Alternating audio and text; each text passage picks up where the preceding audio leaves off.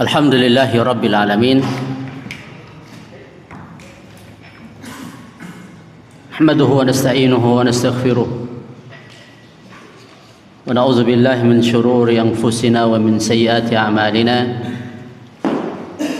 Man yahdihillahu fala mudilla lahu wa man yudlil fala hadiya lahu. Asyhadu an la ilaha illallah wahdahu la syarika lah wa asyhadu anna Muhammadan abduhu wa rasuluh. Allahumma salli wa sallim wa barik ala rasulina Muhammadin wa ala alihi wa sahabatihi wa man iqtada bihadihi ila yaumiddin, amma ba'd. Bapak, Ibu, jamaah kaum muslimin saha muslimat yang semoga dimuliakan Allah Subhanahu wa taala. Pada malam yang berbahagia ini, di malam Jumat, semoga Allah Subhanahu wa taala memberkahi malam kita ini, memberikan kebaikan yang banyak, merahmati kita, menyayangi kita, dan memasukkan kita ke dalam kelompok hamba-hambanya yang saleh dan salihah. Salawat dan juga salam kita selalu sampaikan teruntuk Nabi kita Muhammad sallallahu alaihi wasallam, yang mana kita rindu untuk berjumpa Nabi. Kita ingin bisa menyertai Nabi alaihi salatu wassalam, mengharapkan syafaat beliau, mengharapkan agar kelak kita bisa dimasukkan ke dalam barisan pengikut-pengikut beliau yang setia dan diberi kesempatan meminum air telaga beliau.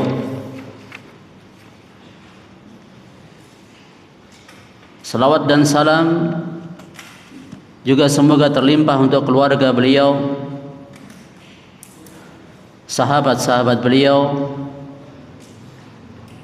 dan orang-orang yang berusaha untuk mengikuti jejak langkah mereka semuanya. Semoga kita dimasukkan Allah ke dalam golongan mereka, serta kita mendapatkan selawat dan salam dari orang-orang yang beriman lainnya. Bapak, Ibu, kaum muslimin, muslimat, rahimani wa rahimakumullah.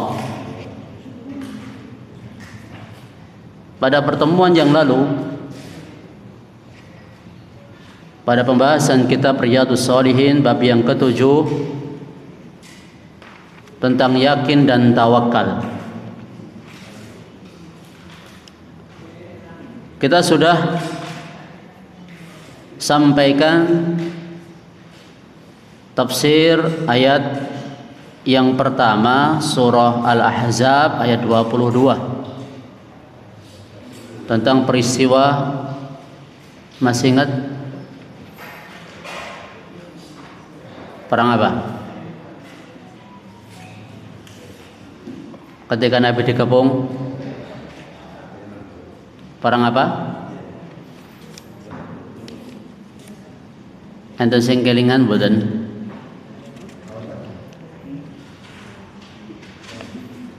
Hah? Perang apa, Pak? Perang Parit, perang Khandaq, atau perang Ahzab, yang menunjukkan pada waktu perang Ahzab ini manusia terbelah. Mana yang betul-betul beriman, mana yang munafik. Kita nggak akan ngulang lagi karena sudah cukup pembahasan yang lalu. Kita lanjutkan ayat dalam surah Ali Imran 173 sampai 174. Allah Subhanahu wa taala berfirman, "Alladzina qala lahumun nas innan nasa qad jama'u lakum fakhshawhum fazadahum imana wa qalu hasbunallah wa ni'mal wakil fanqalabu bi ni'matin minallahi wa fadlin lam yamsashum su' wattaba'u ridwanallah wallahu dzu fadlin 'adzim." Yaitu orang-orang yang manusia berkata kepada mereka, sesungguhnya orang-orang telah berkumpul hendak menyerang kalian, maka takutlah kepada mereka. Namun apa? Hal itu justru menambah keimanan mereka. Mereka mengucapkan, cukuplah Allah bagi kami, dan Dia sebaik-baik pelindung. Mereka pun kembali dengan membawa nikmat dari Allah, karunia darinya. Mereka tidak tertimpa keburukan, dan mereka mengikuti keridhaan Allah, sedangkan Allah Maha memiliki karunia yang sangat agung. Bapak Ibu kaum muslimin wal muslimat rahimani wa rahimakumullah. Hadhil ayat ini nazalat fi sahabah, turun tentang keadaan para sahabat. Sebagaimana kita ketahui, kaum muslimin mengalami luka yang lumayan besar pada waktu perang Uhud. 70 orang sahabat syahid. Nabi sallallahu alaihi wasallam terluka.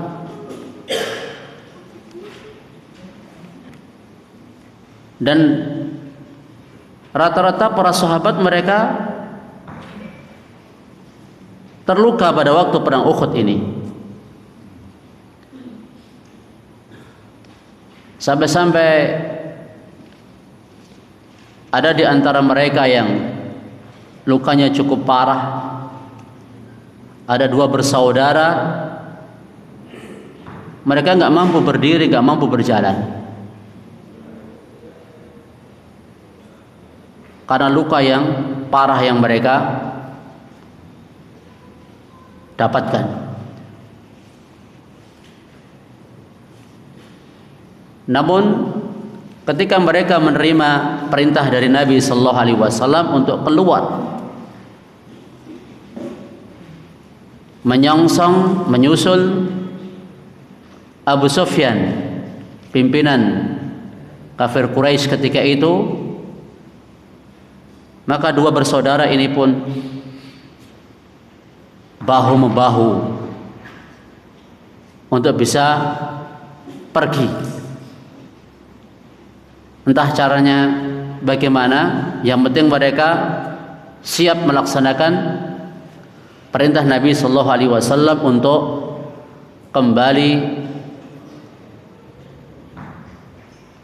menghadapi kaum musyrikin. Dan Nabi sallallahu alaihi wasallam pesankan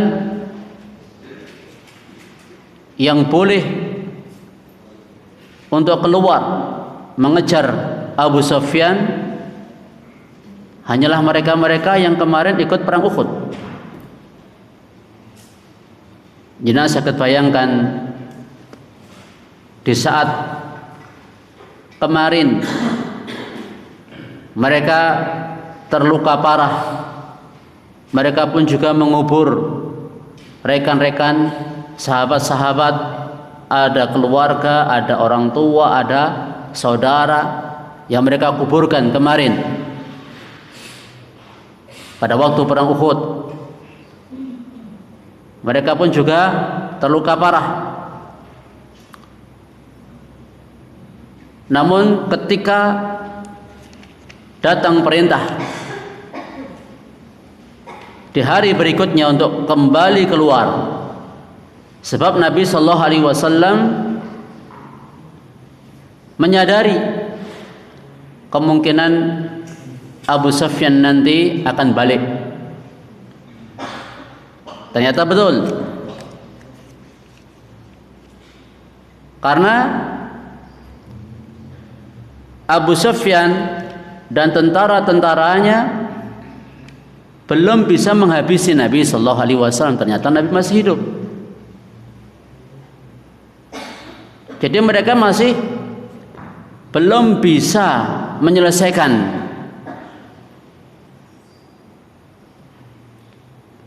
dendam mereka pada waktu perang Badar untuk membinasakan Nabi Shallallahu Alaihi Wasallam. Sehingga mereka belum sampai Mekah, mereka balik bermaksud untuk menyerang kembali Nabi dan para sahabat. Makanya orang-orang yang melihat pasukan Abu Sufyan, mereka ketika bertemu dengan Nabi dan para sahabat memberikan peringatan ini, innan nas qad jama'u lakum, sesungguhnya orang-orang, maksudnya orang kafir Quraisy, mereka telah berkumpul hendak menyerang kalian. Fakhshawhum, takutlah kepada mereka. Yang tiba-tiba ngoten kira-kira wedi mboten, Pak? Wedi. Lah wingi perang wis ketoke kalah. Ketoke niku. Karena yang terbunuh banyak. Siapa juga terluka. Kok ini mau diserang kembali?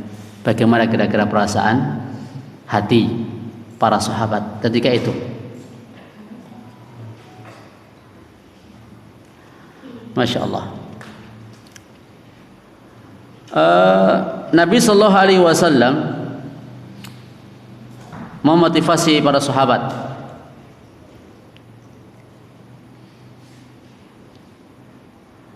untuk menyongsong mereka. Jadi nggak perlu nunggu mereka datang ke kota Madinah, kejar mereka. Insya Allah, ya. Dengan ini menunjukkan keberaniannya Nabi dan para sahabat dalam memerangi kaum musyrikin. Terus mereka mengatakan atau para sahabat semakin bertambah keimanan mereka. Kok bisa ya? Umumnya orang itu kalau ditakut-takuti malah takut atau malah berani. Ini hanya orang-orang yang kuat imannya, orang-orang yang benar, orang-orang yang ibadahnya kepada Allah Subhanahu wa taala ini betul-betul tulus, ikhlas ibadah kepada Allah dan mencontoh Rasulullah sallallahu alaihi wasallam.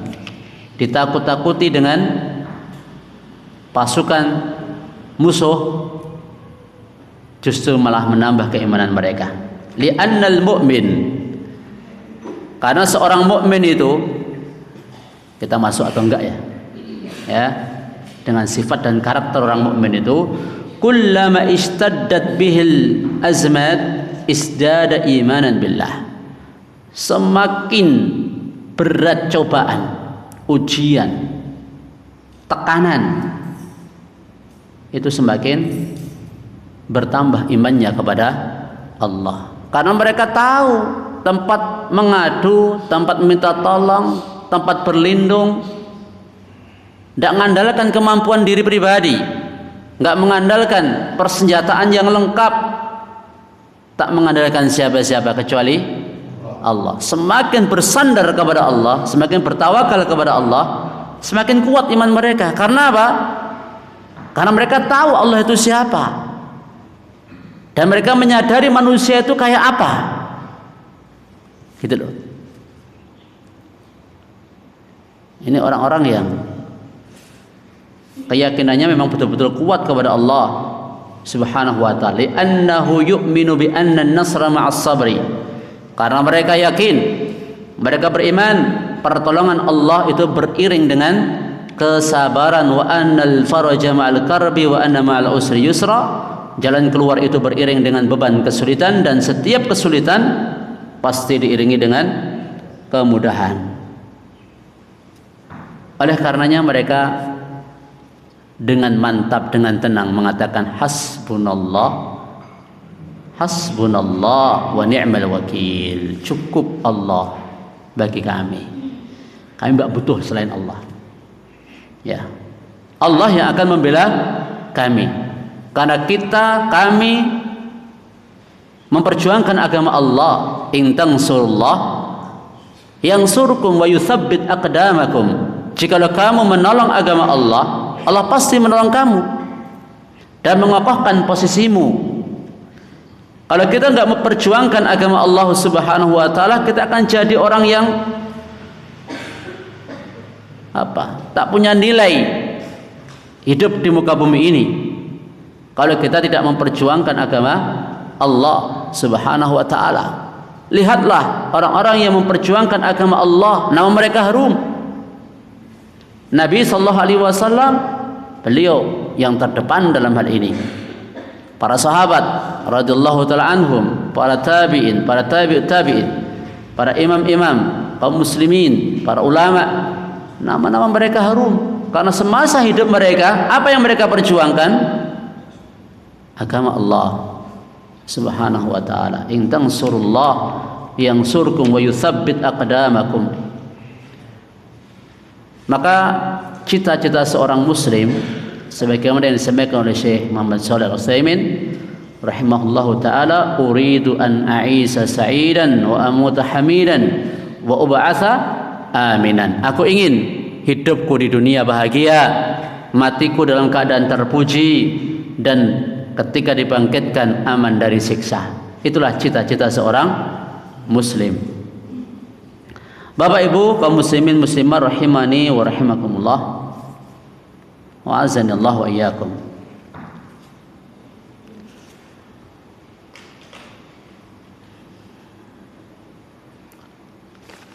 Ternyata kalau kita perhatikan keadaan manusia,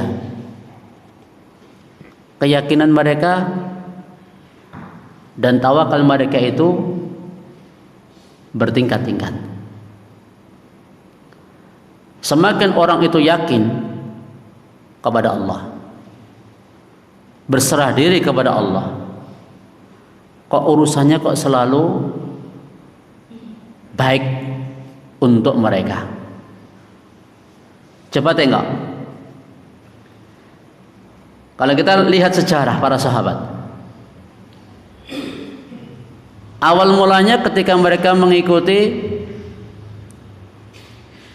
ajaran Nabi Sallallahu Alaihi Wasallam, keadaan mereka gimana di Mekah? Tertindas kan? Mereka tertindas, mereka terzalimi, mereka tersakiti, tersiksa, dikuyok-kuyok dan sebagainya. Berlalu masa,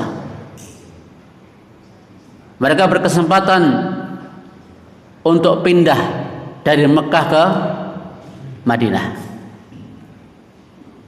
Ini juga pilihan yang berat sebenarnya, karena meninggalkan kota Mekah yang di sana ada rumah Allah, di sana tanah kelahiran mereka, di sana rumah mereka, sawah ladang mereka ibaratnya, mata pencaharian mereka di sana, saudara-saudara mereka ada di sana, kok pindah tanpa membawa apa-apa? Rumah bisa nggak nggak bisa. Tanah pekarangan nggak bisa. Tapi mereka hijrah membawa keimanan mereka. Faman kanat hijratuhu ila Allah wa rasulih, fa hijratuhu ila Allah wa rasulih. Siapa yang hijrahnya kepada Allah dan Rasulnya, maka pahala hijrahnya pun akan mereka dapatkan. Tapi siapa yang hijrahnya karena dunia yang ia cari atau wanita yang hendak ia nikahi, maka akan mendapatkan sesuai dengan apa yang dia niatkan tersebut. Tayyib. Ketika di Madinah, apakah urusan mereka beres? Apakah mereka kemudian langsung mendapatkan kemenangan, kebahagiaan? Biasanya wong merantau niku sing diharap-harap napa, Pak? Ning kono uripe luweh mulya. Pekerjaan luweh penak. Lah ngoten to. Lah kira-kira merantau ning kono malah luweh rekoso, pripun terusan? Mulih neh. Iya. Ternyata di kota Madinah yang seyogianya mereka sudah berkumpul bersatu membentuk komunitas, bahkan kalau boleh dikatakan negara kecil di kota Madinah ketika itu, ancaman dari dalam dari luar itu semakin besar. Kalau dulu ketika mereka di Mekah, ancamannya siapa? Orang musyrik, dari orang-orang Yahudi dan dari yang lain, Romawi, Persia, nggak kentara. Tapi ketika di kota Madinah, ancamannya semakin luas. Nah, inilah kalau kita lihat pelajaran-pelajaran dari sirah Nabi dan para sahabat. Ketika Allah berikan sesuatu kekuatan kepada kaum muslimin, tantangan yang dihadapi pun juga semakin berat. Di awal-awal diharamkan jihad ketika masih di kota Mekah, kemudian diizinkan untuk berjihad, kemudian diperbolehkan untuk memerangi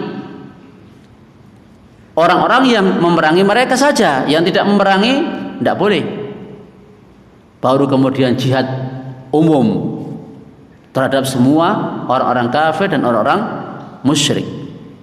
Bertahap syariat jihad tersebut. Ini juga sekaligus untuk menegaskan bahwa Islam itu sebenarnya cinta damai. Jangan disalah tafsiri atau diputarbalikkan fakta bahwa Islam itu haus darah. Saya itu pernah ditanya, kok Arab Saudi kok simbolnya apa tuh, lambang negaranya ada pedang itu, wah itu berarti menunjukkan ya itu kan urusan internal sana, mereka yang lebih tahu, mereka yang lebih tahu. Yang jelas nyatanya prakteknya saja bahwa mereka banyak membantu, banyak bersedekah, terlalu banyak untuk disampaikan kebaikan-kebaikan yang telah disebarluaskan oleh kerajaan Saudi Arabia. Kita kembali ke tadi, berlambat laun semakin kuat posisi Nabi dan para sahabat, semakin berat tantangan-tantangan yang mereka hadapi. Lalu fase demi fase mereka lalui. 6 tahun di Madinah, perang demi perang dihadapi oleh Nabi dan para sahabat. Setelah tahun ke-6 setelah perjanjian Hudaybiyah, terjadi gencatan senjata antara Nabi dengan kaum musyrikin. 10 tahun gencatan senjata, tapi baru bertahan 2 tahun saja mereka ingkar janji. Nah, setelah mereka ingkar janji, tahun ke-8 Nabi menyerang kota Mekah. Nah, makanya Islam itu ketika dalam posisi damai itu lebih mudah tersebar. Ya, lebih mudah tersebar luas. 2 tahun momen 2 tahun pada waktu perjanjian Hudaybiyah ini, momen ini dipakai oleh Nabi sallallahu alaihi wasallam untuk korespondensi, menyebarkan Islam ke para raja-raja, para penguasa, ke berbagai penjuru negeri. Hasilnya luar biasa. Dakwah 2 tahun di kota Madinah ini, pengikut Nabi sallallahu alaihi wasallam dibandingkan 13 tahun waktu di Mekah banyak mana? Banyak 2 tahun. Pada tahun 6 Hijriah, pasukan yang dihimpun Nabi sallallahu alaihi wasallam itu 1.400 sampai 1.500. 2 tahun berselang 10.000. Masya Allah. Inilah ya keyakinan Nabi, para sahabat dalam memperjuangkan agama Allah Subhanahu wa taala. Kemudian setelah itu Allah Subhanahu wa taala sebelumnya Nabi Muhammad SAW mengirim para sahabat ke berbagai penjuru negeri, menaklukkan berbagai tempat untuk menyebarkan Islam. Nah, dari situ kita bisa mengetahui para Nabi dan para sahabat ketika keyakinan mereka kepada Allah itu kuat, Allah rubah keadaan mereka.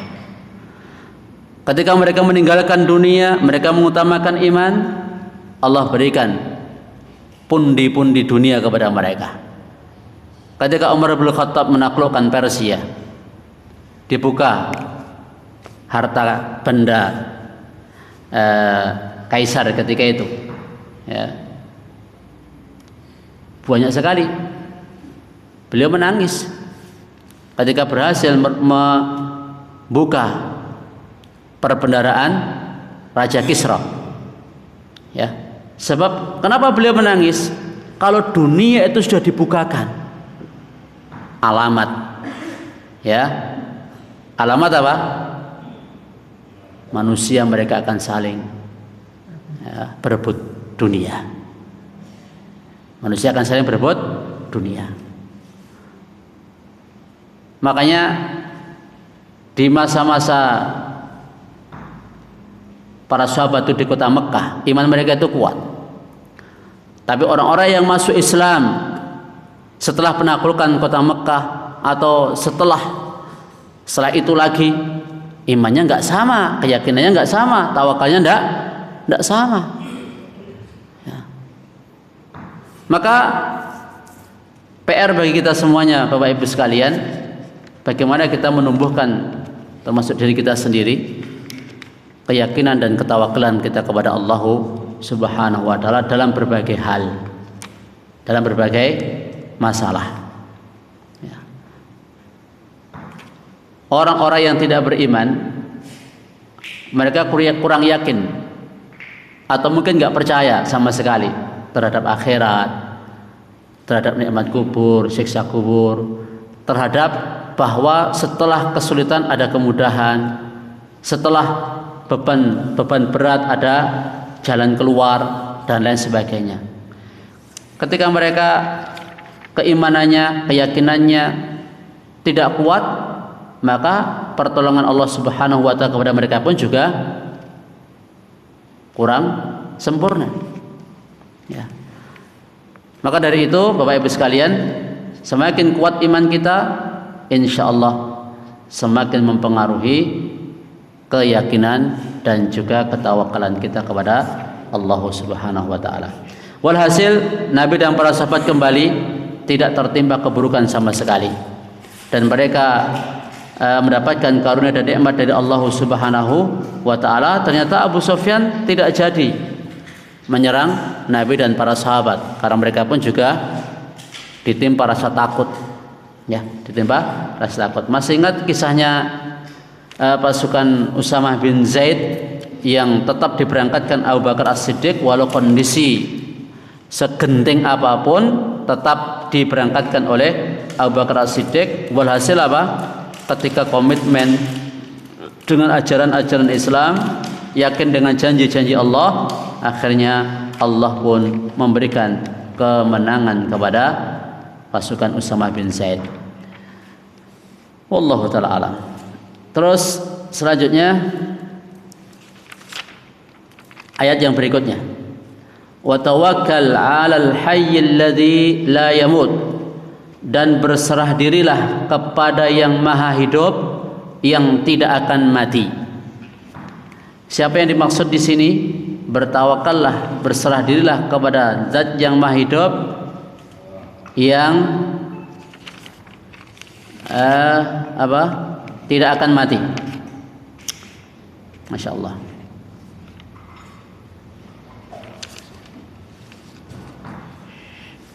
Yang dimaksud adalah Allah Subhanahu wa ta'ala. Maksudnya apa? Serahkan seluruh urusanmu yang detail, yang nampak, yang tersembunyi, hanya kepada Allah Subhanahu wa ta'ala. Sebab apa? Sebab kita menyerahkan urusan-urusan kita itu kepada Zat yang maha hidup, yang tidak akan mati. Allah maha hidup, Dia tidak akan mati. Bandingkan dengan kalau kita menyerahkan urusan kita kepada makhluk. Makhluk itu terbatas. Kalau kita menyandarkan kepada si A, urusan kita sandar kepada si A. Kalau si A sudah meninggal, siapa lagi? Serahkan kepada si B meninggal. Atau seandainya kita menyerahkan urusan kita itu kepada orang yang dia punya jabatan. Ya, kalau dia sudah nggak punya jabatan, pensiun misalnya, kepada siapa lagi? Ya. Maka kalau berputar, ujung-ujungnya hanya Allah Subhanahu wa ta'ala, tempat kita berserah diri. Ibaratnya kalau nyari backing itu nyari backing yang maha, dari semua sifat maha. Ya, backing presiden, wong presiden cuman 5 tahun, 10 tahun. Ya, setelah itu jadi rakyat biasa. Mau backing panglima, mau backing Kapolri, mau backing siapa? Hah?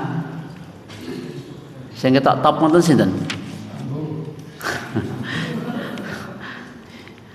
Ya. Ya, itulah makhluk. Makhluk itu lemah. Ya. Allah maha hidup, di mana kehidupan Allah Subhanahu wa ta'ala tak diawali dengan ketiadaan dan tidak diakhiri dengan kematian. Tapi kalau manusia ini, makhluk ini diawali dengan tiada dan diakhiri dengan mati. Kayak Allah Subhanahu wa ta'ala maha hidup dari dulu sampai nanti.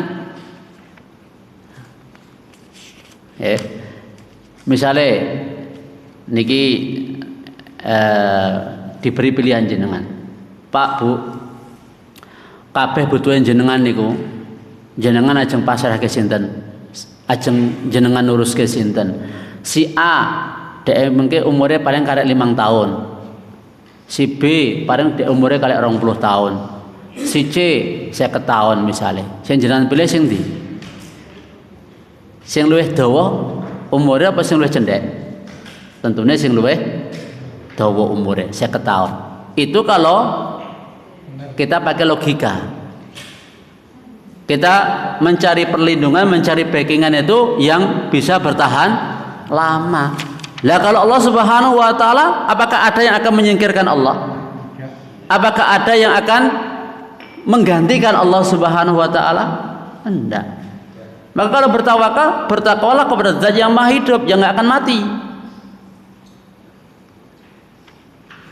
Dan Allah maha mengetahui yang rinci, yang global dari semua urusan kita. Alladzi la yamut. Dalilun. Ini sebagai dalil bahwa Allah tidak akan mati. Adapun selain Allah, kullu man 'alaiha fan. Ya. Semua selain Allah pasti akan binasa. Tayyib. manusia dan jin, mereka itu makhluk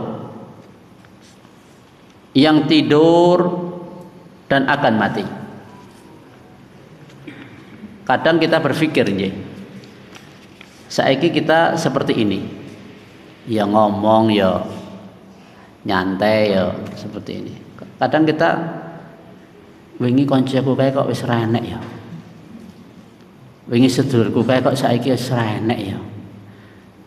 Engko gak jojo aku ya ora enek genti. Kepikiran seperti itu ndak? Kadang napa sering.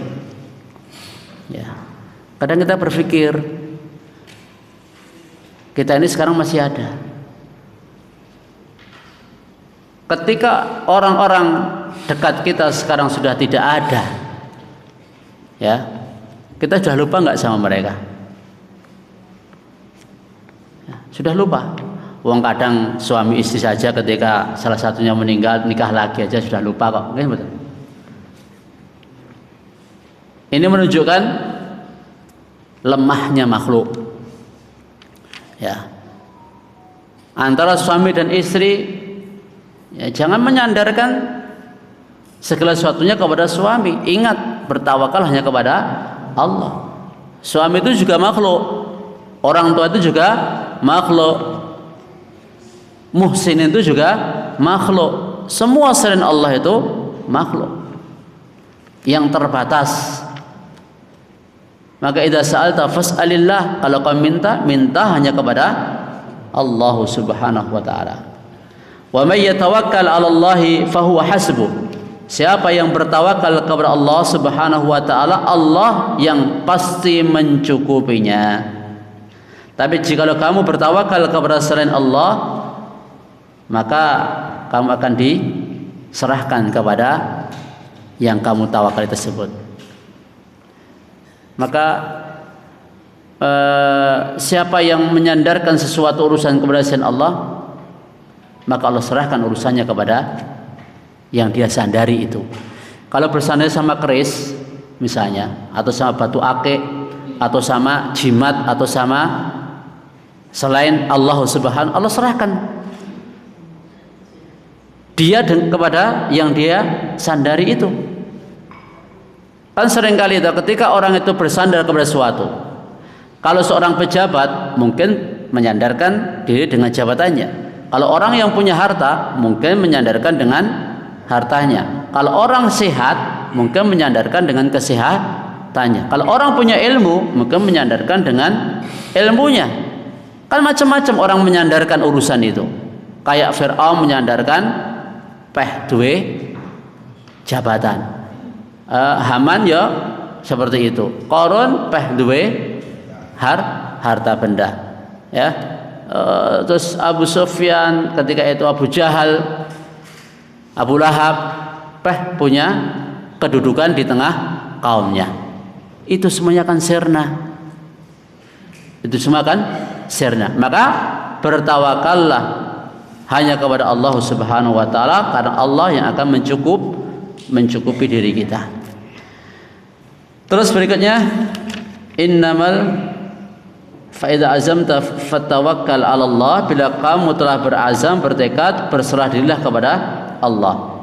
Wa may yatawakkal 'ala Allah fa huwa hasbuh. Innamal mu'minuna alladzina dzukirallahu wajilat qulubuhum. Sesungguhnya orang-orang yang beriman, karakter orang-orang yang beriman disebutkan Allah, idza dzukirallahu wajilat qulubuhum.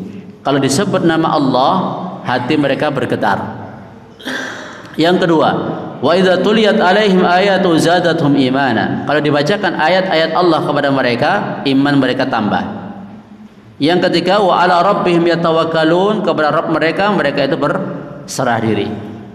Alladzina yuqimunas shalah, ciri mereka yang lain, mereka menegakkan salat.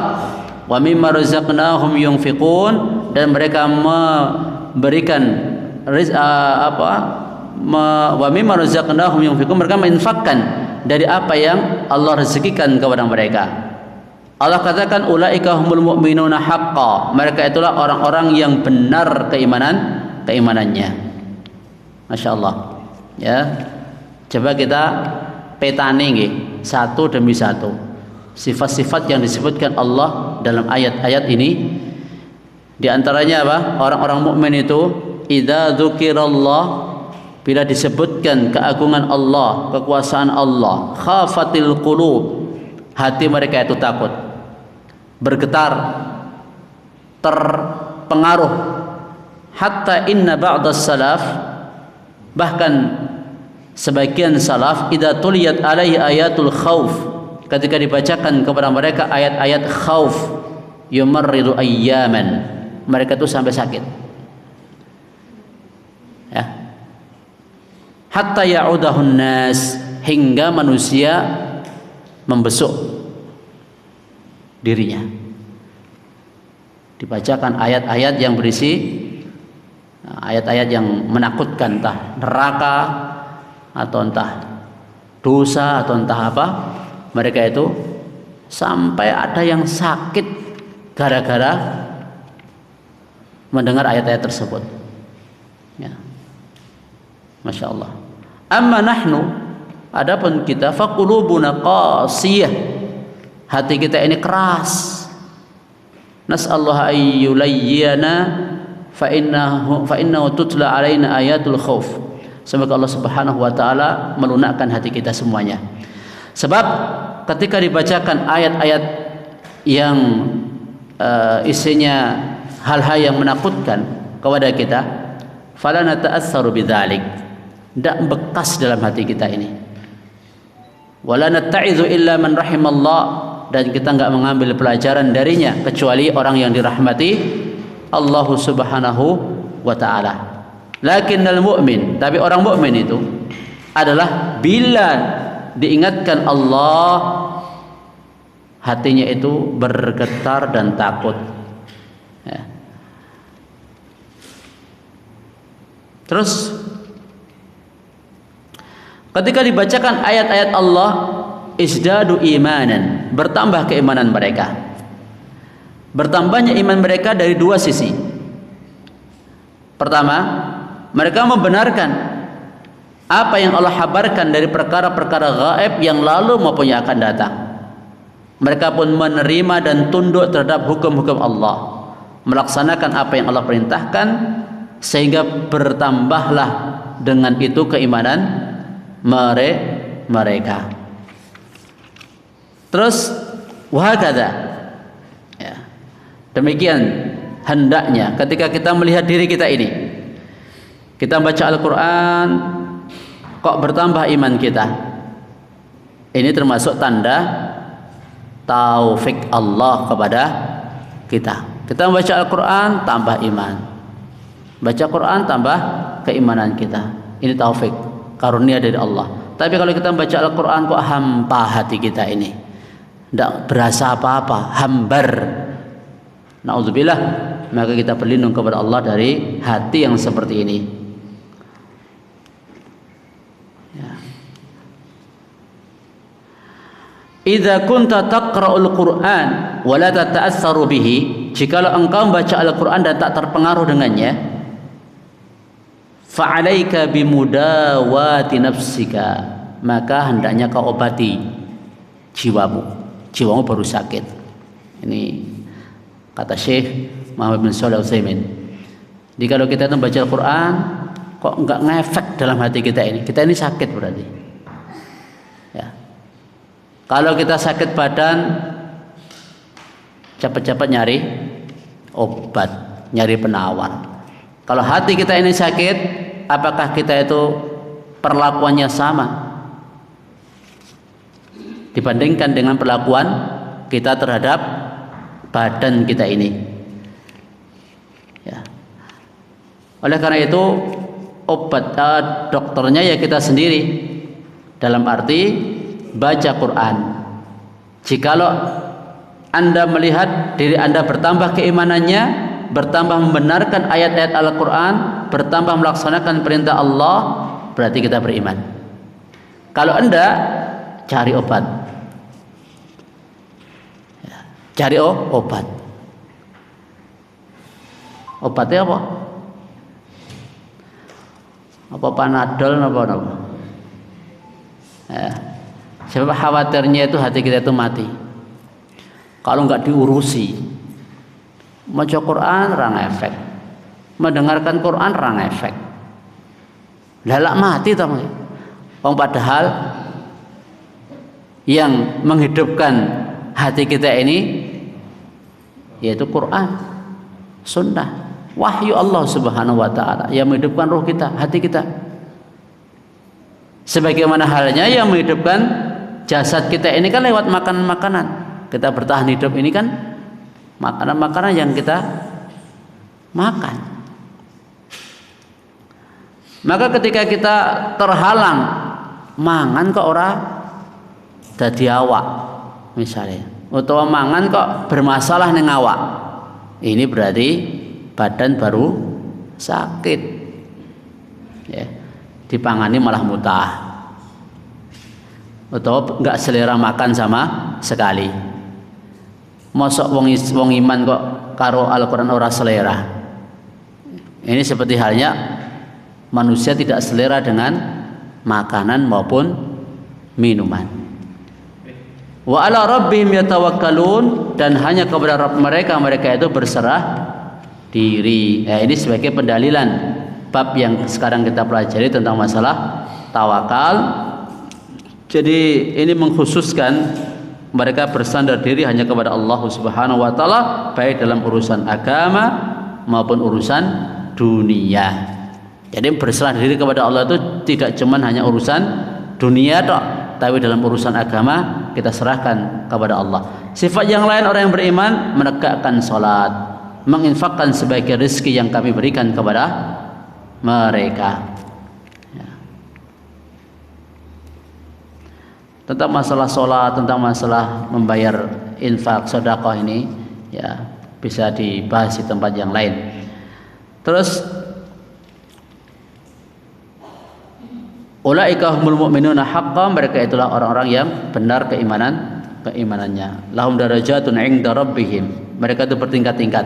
Semakin ya, jadi tadi semakin bergetar hati mereka, semakin ngefek ayat-ayat Al-Quran terhadap hati mereka, semakin bertambah keimanan mereka ketika dibacakan ayat-ayat Al-Quran, semakin kuat tawakalnya mereka, semakin bagus menegakkan sholat, syaratnya, rukunnya, sunnahnya, ya, dan meninggalkan hal yang mencederai sholat tersebut, dan semakin ikhlas serta banyak memberikan rezeki yang Allah berikan kepada mereka, berarti imannya semakin benar. Imannya semakin benar. Karena iman pun bertingkat-tingkat. Imannya kita nggak sama dengan imannya Nabi, nggak sama dengan imannya Abu Bakar. Sama-sama disebut beriman.